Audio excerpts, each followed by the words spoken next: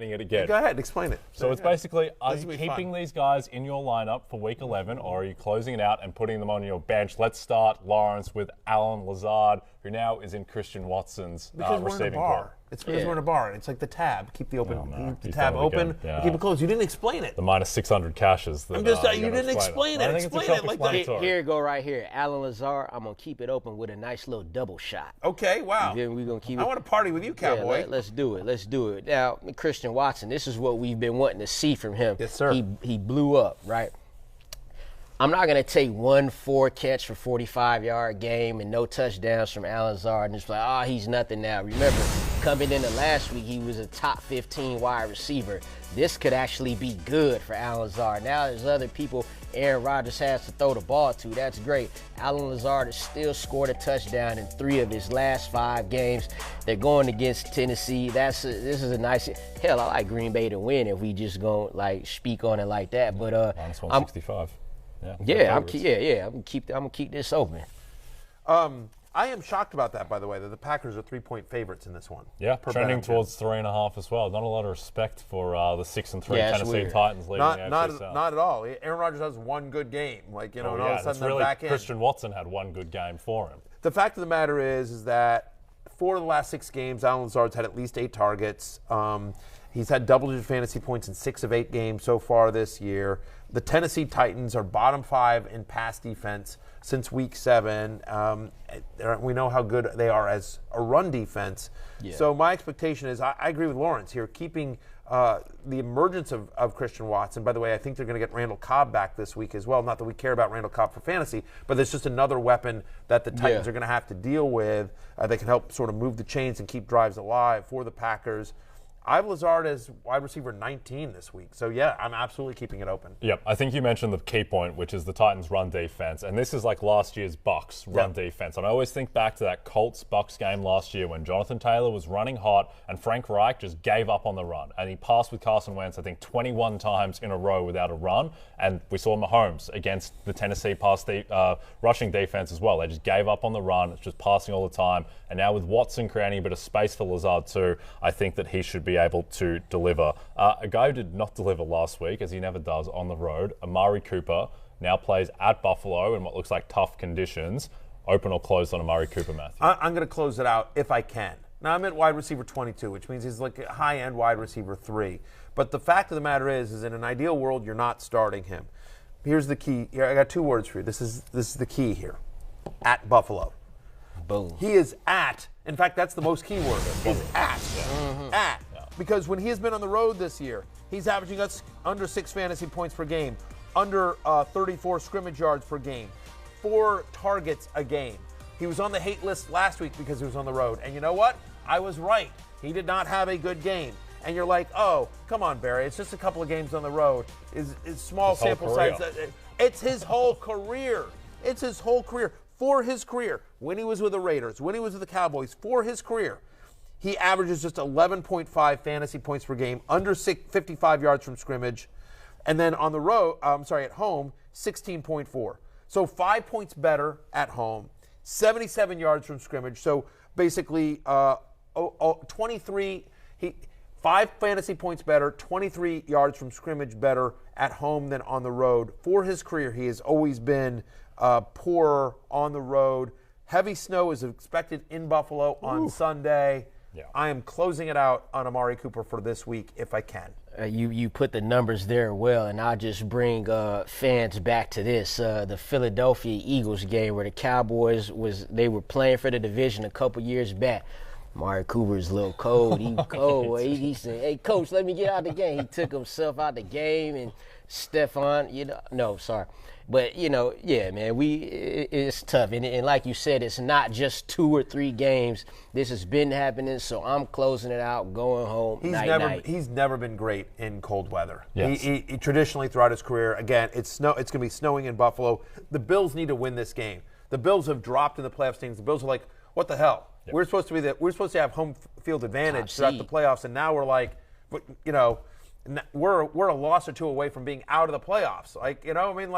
Right, I mean, because, Miami's They're going to show up for this game. They're 9.5-point favorites as well, but just with the weather. I mean, this Amari Cooper thing is just statistically one of the weirdest anomalies in the NFL. Like, normally I just dismiss this stuff as chance. I've talked about before, like, I don't think Kyle Shanahan owns Sean McVay. I think he individually won 7 different games against Sean McVay for very different reasons, and also lost the one that mattered most in the NFC Championship game. But this one now, there's such a sample size that I think you can't explain it, but you just accept that it is a thing. He was wide receiver 62 last week in much better weather, but on the road, and now he's going to Buffalo. No, thank you. Yep. Okay, let's move on to Brandin Cooks against your Washington Commanders. Lawrence, what are we doing with Brandin Cooks after 7 targets, which is okay, but only 4 receptions for 42 yards last week against the Giants? Look, there's a chance he could bounce back here, but Nico Collins is back. Nico Collins got 10 targets the last game. And how about them Commanders? Them boys is balling right now. Thank you. Huh? What AJ? Not paid to say that. Lawrence is trying to get back on the show. You know what? Lawrence is? Lawrence is smart. Yeah. Listen, on the other hand. I will roast the Commanders if need be. But what did A.J. Brown do?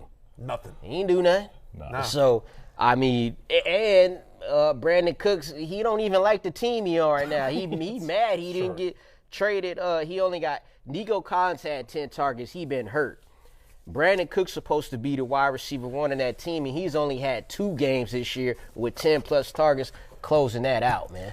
Especially because, by the way, Texans actually have a decent pass defense. But they are 32nd in the NFL against the run. They're historically bad against the run. Historically bad. No team in the NFL over the last 4 weeks have allowed more rushing yards per game. What do we think Washington's going to do? It's the same thing they did against Philadelphia. They're going to run the ball. It's a lot of Brian Robinson, a lot of Antonio Gibson. If McKissick gets back, he'll be in the mix as well. So now you're not going to have a lot of possessions as well. Brandin Cooks has just 2 games, as you mentioned, with double-digit targets, right? I mean, like, he's had fewer than 60 receiving yards in 6 of 8 games, single-digit fantasy points in 5 of 8. Something weird is going on there in Houston. There's no question about it. Commanders are playing pretty good defense here, and so Brandin Cooks, who's my 40th ranked wide receiver this week, I'm absolutely closing it out on him. Yep. Chase Young back as well to help that pass defense by getting after the quarterback. You can't throw a pass when you're in your back. Yeah, Davis Mills isn't afraid of getting sacked too. Let's talk about one of your favorites, Josh Palmer, playing Kansas City this week. Keenan Allen and Mike Williams both expected back at practice. So this is kind of, you have to hedge your bets a little bit. If those 2 guys are back, though, are you starting Josh Palmer? I'm not. If both those guys are back,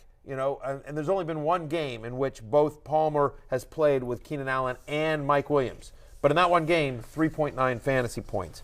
And so my expectation here is that, and you think about last year, he averaged just 3.2 fantasy points per game when both Williams and Keenan Allen were on the field. So I don't know that passing offense is good enough and that there's enough targets to go around for Palmer to have success here if Keenan Allen and Mike Williams are both active. If one of them misses, then yes, I'm still starting Josh Palmer in what should be a high-scoring game against the Chiefs. Yep.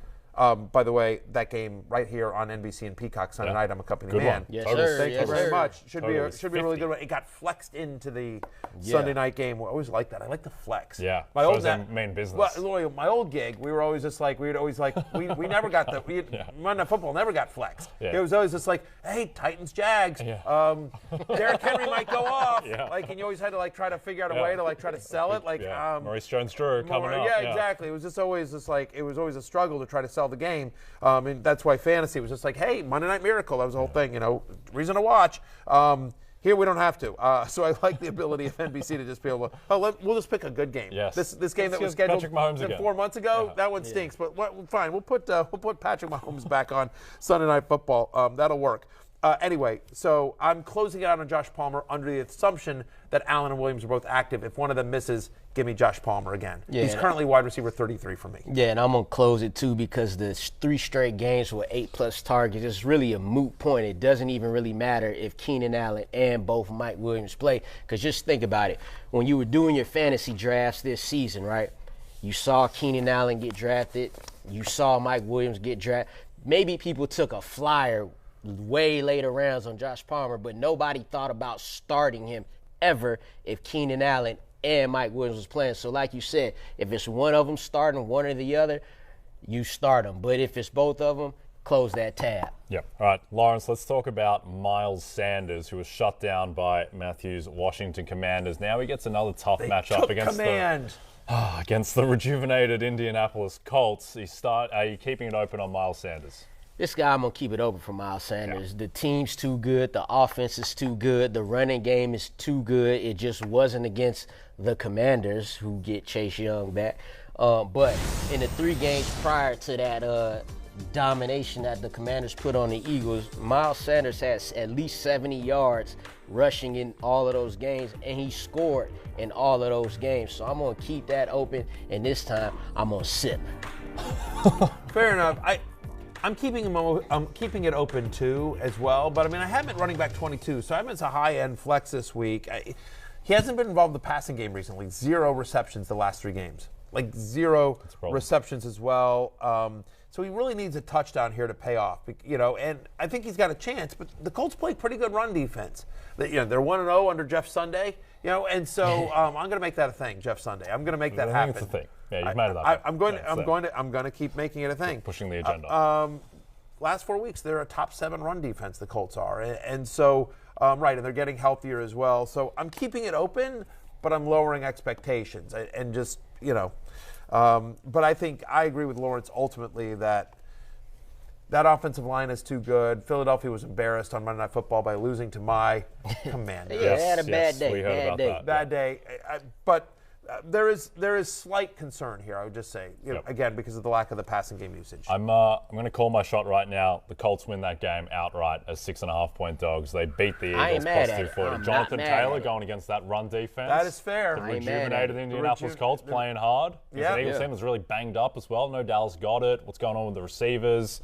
I like the Colts. And by the way, games in Indy. They're traveling on a short week. Eagles are. Exactly. So 6.5 is too many points. I like them to cover. Absolutely, the Colts to cover. I agree with you, Jonathan Taylor. I think I have Jonathan Taylor very, very high. Yes. All right. Let's talk about Kareem Hunt, who is trending in the wrong direction. Matthew playing Buffalo. 6 rushing attempts against the Dolphins in a game that admittedly got out of hand pretty quickly, but he's keeping it open on Kareem Hunt. He needs volume because, I mean, again, we don't expect them to score a ton of points, right? And we know that generally speaking, when they get close, it's going to go to Nick Chubb. So just what are your expectations that Kareem Hunt gets a ton of work in this one? In games in which he's had fewer than 15 touches, and 15 touches is a lot. That's a lot. It's a lot, especially on a team that has Nick Chubb. So in games in which he's gotten fewer than 15 touches, he's averaging 7.1 fantasy points per game. Bad weather in a game script that is not going to be favorable, I think, to him. I'm closing it out on Kareem Hunt. He's running back 32 for me this week. So because of that weather, right, like you said, you kind of expect like a running type of game, a la like Bills versus Patriots, or Mac Jones threw it 3 times. The thing about this is you mentioned the 6 carries last game. He's averaged 6.5 carries the last 4 games. Like, that's not going to get it. So, because of the weather and what type of game it could be. They were willing to trade him at the deadline. They couldn't find a deal, but, it's not like they were like, we love this guy. Yeah, it's going south for that team in general as well. That was a huge loss for their playoff hopes. And the total in that game in Buffalo, but Buffalo, pretty good offense, by the way, is 42.5. Right. So and the line is 8, so the market is saying the expected final score is like 25-17. 17 points for Cleveland. That's not enough. So now you're saying they scored 2 touchdowns. Yeah. I mean, and what are they? No, right. Yeah. No. And so then you're like, what are the odds that Kareem Hunt gets one of those 2 touchdowns? One for Chubb and one for one of the receivers. Right. And, Donovan Peoples-Jones. Yeah, DPJ. Yeah, the guy you want in Cleveland now. Or maybe Njoku. I could see Njoku getting one. Njoku back. Right. All right, we're going to go to break. When we come back, What's on Tap, starring my man, my ride or die, Lamar Jackson. Yes, sir. The best running quarterback in the NFL outside Justin We're Fields. in a bar, and that's what's on tap. Yes, the tap. It pours the, you get the beer out of it. Yeah. How hard is this? Hey, it's Matthew Berry from NBC Sports and Rotoworld.com. Just want to thank you so much for watching what you just watched, or at least being too lazy to click out of it after the autoplay just kept it going. So either way, thank you so much for just letting it scroll by your screen. And now I'd like to ask you respectfully, please subscribe to the NFL on NBC YouTube channel for the latest NFL news, fantasy headlines from Rotoworld, and betting analysis from NBC Sports Edge.